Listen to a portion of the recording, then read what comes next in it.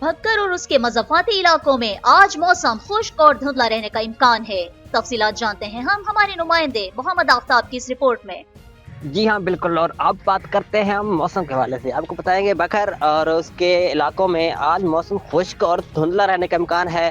سرائے تھل کے 72 حصوں میں سموگ چھائی رہے گی، جس سے حد نگاہ متاثر ہو سکتی ہے۔ محکمہ موسمیات کے مطابق موجودہ سموگ اگلے چند دنوں تک برقرار رہنے کا امکان بھی ہے، جبکہ 3 نومبر سے دن کے وقت درجہ حرارت 30 ڈگری سینٹی گریڈ سے نیچے آنے کی پیشگوئی بھی کی جا رہی ہے۔ ماہرین کے مطابق ہوا میں نمی کی کمی فضائی آلودگی میں اضافہ سموگ کی شدت کو بڑھا سکتا ہے، جس کے باعث شہریوں کو احتیاطی تدابیر بھی اپنانی ہوگی۔ شہری ماسک کا استعمال کریں، غیر ضروری سفر سے گریز کریں، آنکھوں کو دھوپ کے چشمے سے محفوظ رکھیں۔ تو رپورٹر محمد آفتاب، فیض نیوز نیٹ ورک، بکھر۔